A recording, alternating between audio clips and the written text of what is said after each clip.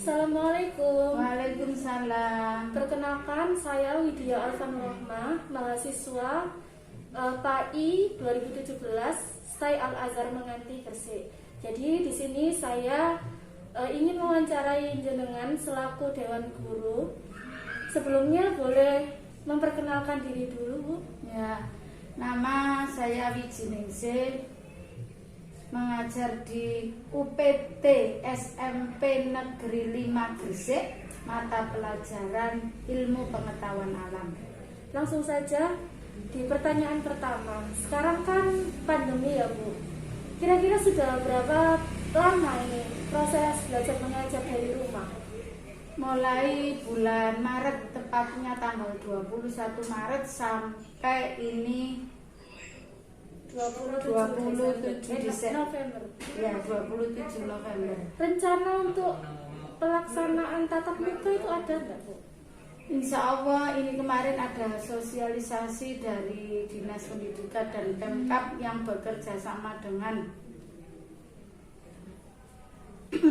Polres dan yang berkaitan dengan Satgas Covid, bahwa uji coba pelaksanaan tatap muka untuk siswa-siswi SD dan SMP dimulai bulan Desember ini rencananya. Terus bagaimana pembelajaran yang dilaksanakan pada masa pandemi menurut jenengan? Ya, melalui daring atau dalam jaringan. Jadi anak-anak diberi materi bisa lewat YouTube, bisa pakai video, dan juga bisa pakai Zoom. Tanggapan Anda dalam menghadapi masa pandemi? Tanggapan maksudnya di dunia pendidikan? Ya, apakah efektif atau bagaimana?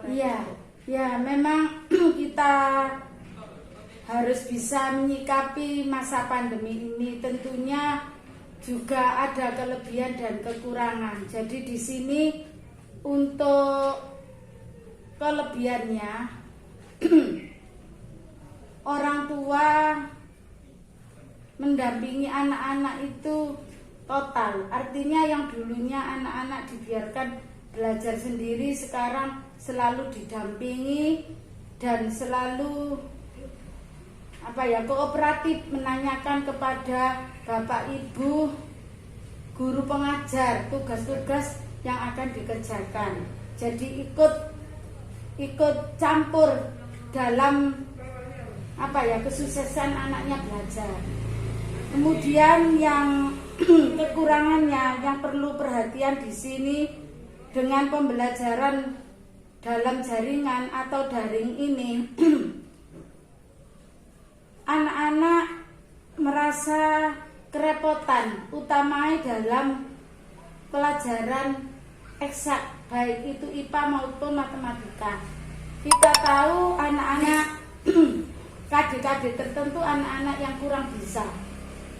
Kemudian yang kedua, pembelajaran daring ini ada yang membuat anak itu stres. Karena apa? Boring. Tiap hari harus lihat laptop, harus lihat HP dan sebagainya.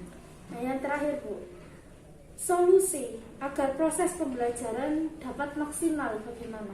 Ya, guru harus pintar-pintar mengelola pembelajaran meskipun daring, supaya tidak membosankan, tidak melulu melalui YouTube saja. Bisa kita melalui Zoom atau membuat video pembelajaran sendiri. Jadi kita menerangkan seperti dalam kelas, menerangkan sesungguh-sungguhnya sepertinya di depan anak-anak, tapi kita videokan. Jadi bukan dari YouTube atau Google atau yang lain yang menerangkan, tetapi gurunya sendiri. Terima kasih atas kesempatan yang diberikan kepada saya.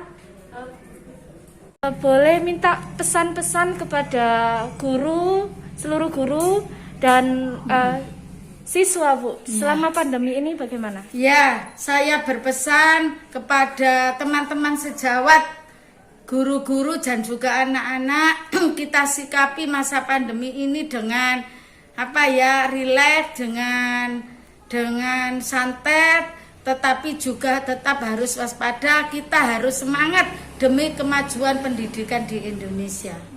Terima kasih. Wassalamualaikum warahmatullahi wabarakatuh. Waalaikumsalam. Assalamualaikum warahmatullahi wabarakatuh. Waalaikumsalam warahmatullahi wabarakatuh. Perkenalkan Pak, saya Widya Alfa Nurrahma, mahasiswi semester 7 Sekolah Tinggi Agama Islam Al-Azhar, sedang melakukan tugas wawancara mengenai proses belajar mengajar di rumah selama pandemi ini. Boleh dengan perkenalan dulu? Oke, nama saya Rupi'i SPDMM, mengampu mata pelajaran IPA di SMP Negeri 9 Gresik yang lokasinya di Jalan Raya Barung Panggang. Baik. Kira-kira sudah berapa lama Pak proses belajar mengajar di rumah itu dilaksanakan? Sudah 9 bulan, diawali pertengahan bulan Maret hingga sampai bulan November ini. Rencananya apa ada wacana untuk kembali ke sekolah? Ya, kita menunggu kebijakan dari Pemda dan Dinas Pendidikan Kabupaten.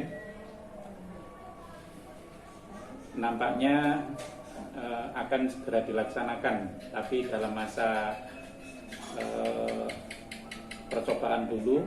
Insya Allah nanti bulan Januari bisa secara serentak, tapi melalui setting, ya, jadi gantian, mungkin 50%. Baik. Nah, bagaimana pembelajaran dilaksanakan pada masa pandemi ini, Pak? Pembelajaran yang dilaksanakan pada masa pandemi itu secara daring atau online, dan saya menggunakan Google Classroom ya, untuk pembelajaran itu. Juga menggunakan WA ya, ketika berkomunikasi, memberikan pertanyaan, kemudian anak menanggapi, bisa ngirim lewat WA. Kesulitan. Sejauh yang Bapak alami, apakah pembelajaran semacam itu efektif, Pak? Ya, memang kalau kita akui masih kurang begitu efektif ya, karena aktivitas anak tidak bisa teramati secara langsung ya. Lain dengan pembelajaran tatap muka, sikap, kemudian apa yang dilakukan anak itu bisa kita amati secara langsung. Baik, untuk tanggapan Anda menghadapi dalam proses pembelajaran pada masa pandemi ini seperti gimana, Pak? Dari pendapat pribadi Anda. Ya, karena ini memang situasional, mau nggak mau kita harus melaksanakan secara daring. Jadi kita upayakan bagaimana pembelajaran itu bisa lebih bagus, lebih menarik, ya. Ya, kadang-kadang saya juga menggunakan Zoom meeting atau Google Meet. Nah, jadi kita berupaya lah, kita tidak bisa menghindar dari kondisi ini ya. Memang anak tidak diperkenankan ke sekolah, ya. Tapi kita melalui pembelajaran jarak jauh melalui daring. Baik, untuk pertanyaan yang terakhir, solusi menurut Anda agar proses pembelajaran itu bisa dilaksanakan secara maksimal walaupun tetap tidak bisa seefektif ketika bertemu langsung? Ya, jadi seorang guru seperti saya itu harus merencanakan dulu melalui RPP yang digunakan khusus untuk daring. Kemudian kita implementasikan pada saat jadwal kegiatan pembelajaran ya. Dan kita selalu mengevaluasi kegiatan itu ya, tentang keaktifan anak ya. Kemudian kondisi psikologis, apakah anak itu merasa bosan atau tidak. Nah, tentunya ada motivasi-motivasi yang kita sampaikan, apakah itu melalui WA atau Zoom atau Google Meet, sehingga kita bisa berkomunikasi langsung ya. Bisa komunikasi dua arah. Sekian, jawaban Anda Pak mengenai proses pembelajaran daring di era pandemi ini. Ya. Terima kasih atas kesempatan yang diberikan kepada saya. Semoga kita semua senantiasa sehat-sehat saja dan kembali kondisi menjadi normal kembali Pak. Amin. Terima kasih.